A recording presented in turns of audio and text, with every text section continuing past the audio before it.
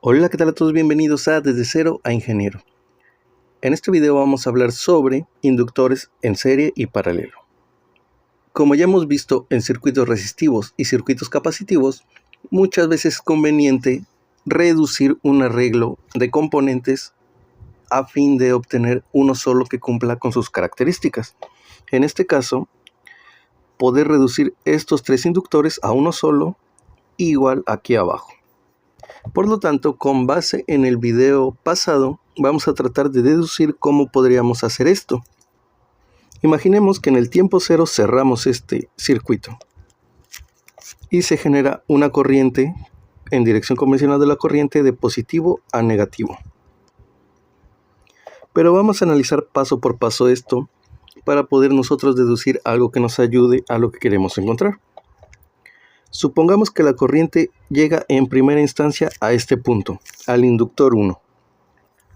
Sabemos que justo en el momento en el que se cierra, o sea el tiempo cero, aquí se comienza a generar un campo electromagnético que irá creciendo hasta alcanzar su tope máximo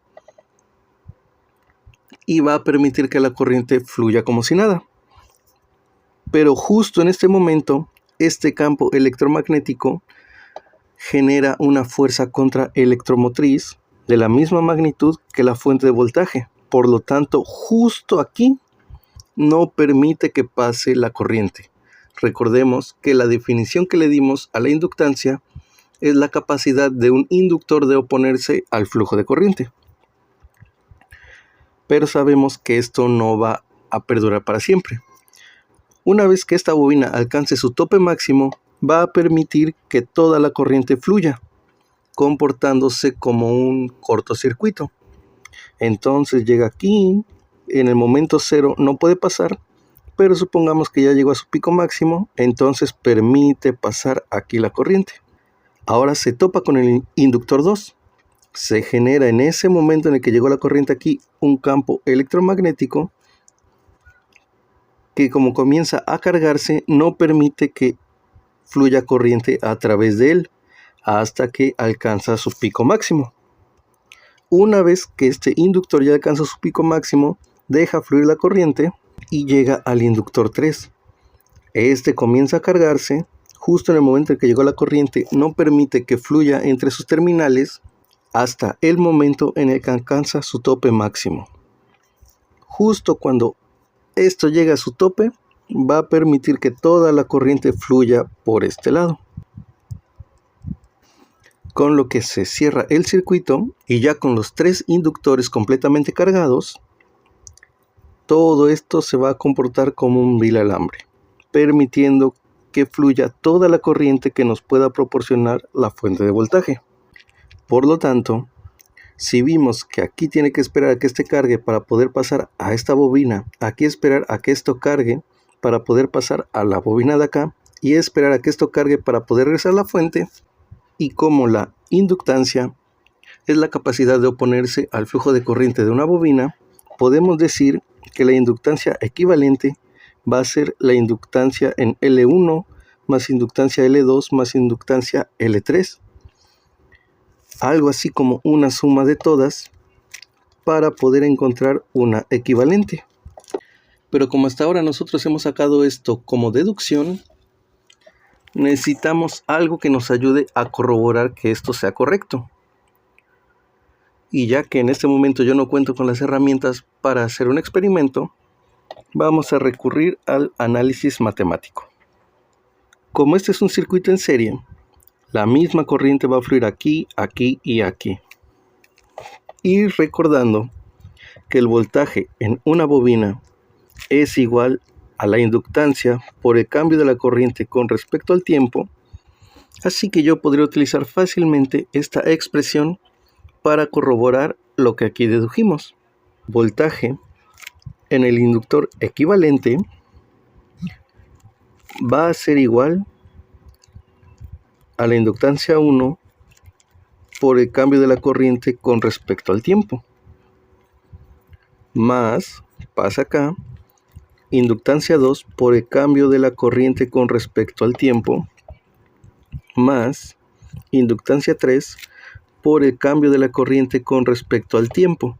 Y noten aquí que podemos sacar el factor común.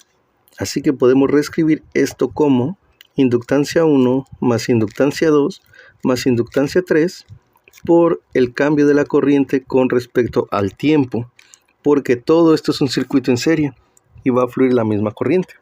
Voltaje, aquí la corriente, y vean esto, esta va a ser mi parte de la inductancia, y como son las tres va a ser mi inductancia equivalente. Y observen, L1 más L2 más L3 fue lo que pudimos deducir aquí. Inductancia equivalente va a ser igual a L1 más L2 más L3. Así que nuestro pensamiento podríamos decir que es acertado. Y no solo se puede quedar aquí. Si nosotros colocáramos otra bobina aquí y otra aquí, solo bastaría con sumarlo a esto para que se cumplan las condiciones de acá. Así que ya podemos definir que la inductancia equivalente en un circuito en serie va a ser igual a L1 más L2 más L3 más Ln. Formalmente podemos decir que la inductancia equivalente en un circuito de bobinas en serie va a ser igual a la suma individual de cada inductancia, ya sea desde dos bobinas hasta las bobinas que nosotros queramos. Ahora vamos a analizar qué pasa en un circuito con inductores en paralelo.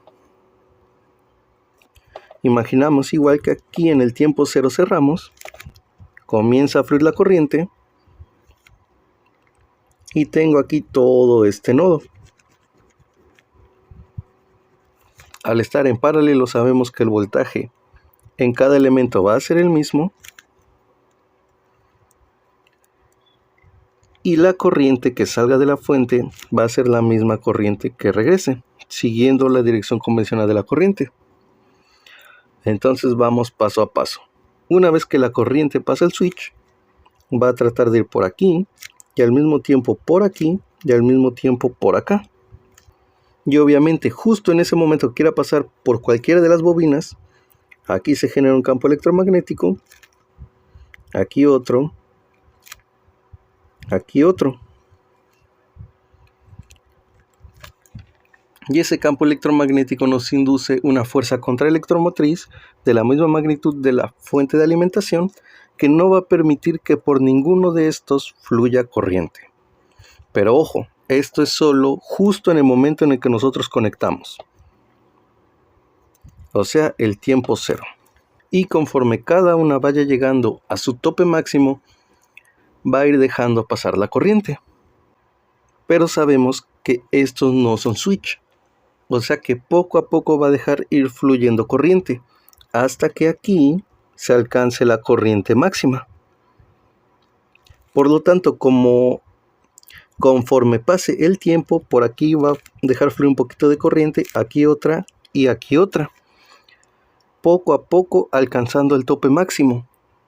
Entonces, si aquí deja pasar un poco, aquí otro poco y aquí otro poco, conforme pasa el tiempo, incluso antes de llegar cada una a su tope máximo donde va a permitir pasar toda la corriente, podemos decir que estos inductores en paralelo, en vez de oponerse a la corriente, permite que fluya más fácilmente. Y recordando que la inductancia es la capacidad de una bobina de oponerse a la corriente, esto está haciendo todo lo contrario. Y si hace todo lo contrario, podríamos expresarlo que está haciendo esto, el inverso de la inductancia. Y como son tres, va a ser inverso de inductancia 1 más inverso de inductancia 2 más el inverso de la inductancia 3. De nuevo, esto es debido a que esta configuración nos está permitiendo que poco a poco fluya corriente hasta que llegue al tope máximo. Imaginemos que quitamos todas estas, tendremos que esperar a que esta dejara pasar la corriente.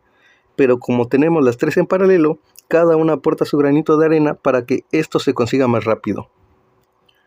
Y justo cuando esto pasa, esto ya es un cortocircuito. Así que de nuestra deducción podemos decir que el inverso de L1 más el inverso de L2 más el inverso de L3 nos va a dar el inverso de la inductancia equivalente.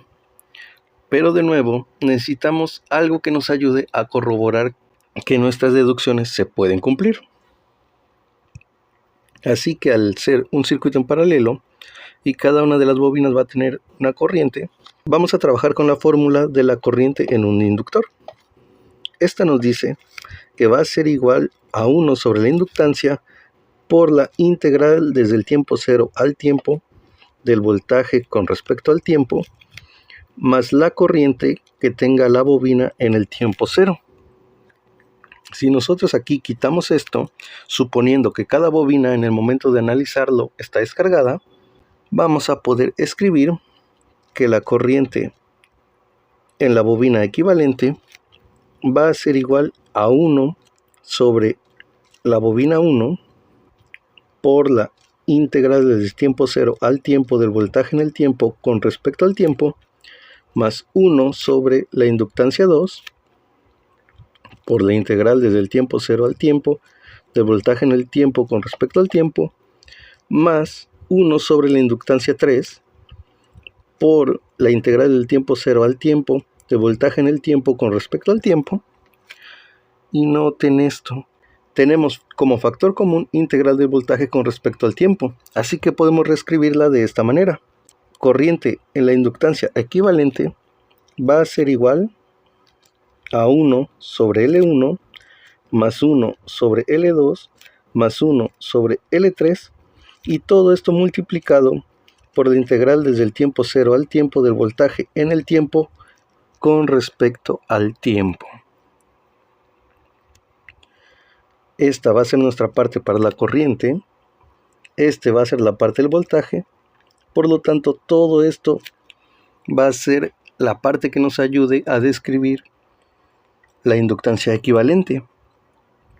Pero como dijimos que se comporta de manera contraria a lo que es la definición de la inductancia, esto va a ser su contrario, 1 sobre inductancia equivalente. Entonces si sacamos todo esto, tenemos que 1 sobre inductancia 1 más 1 sobre inductancia 2 más 1 sobre inductancia 3 va a ser igual a 1 sobre la inductancia equivalente, o sea, su inverso. Por lo tanto, esto aún no es la inductancia equivalente, pero si lo despejamos de aquí, la inductancia equivalente en paralelo va a ser igual a 1 sobre L1 más 1 sobre L2 más 1 sobre L3. Y por lo tanto, desde aquí ya vimos que nuestra deducción se podría tomar como correcta. Podemos definir que la inductancia equivalente en paralelo va a ser igual a 1 sobre 1 de L1 más 1 sobre L2 más 1 sobre L3 más 1 sobre Ln. Definiendo que la inductancia equivalente de un arreglo de bobinas en paralelo va a ser igual al inverso de la sumatoria del inverso de todas las inductancias. Observen que esto se comporta como resistencia en paralelo y esto como resistencias en serie. Así que podemos sacar algo extra. Si tenemos dos bobinas en paralelo, podemos hacer esto, derivado de las resistencias en paralelo. Si tenemos solo dos, podemos obtener su equivalente como la multiplicación de ambas entre la suma de ambas. Y bueno, eso ha sido todo por hoy. Por favor díganme qué les pareció en los comentarios. Si les gustó, like y compartir. Me ayudarían mucho para llegar por fin a los 10,000 suscriptores y poder separar esto por listas de reproducción. Nos vemos en el siguiente video. Hasta luego.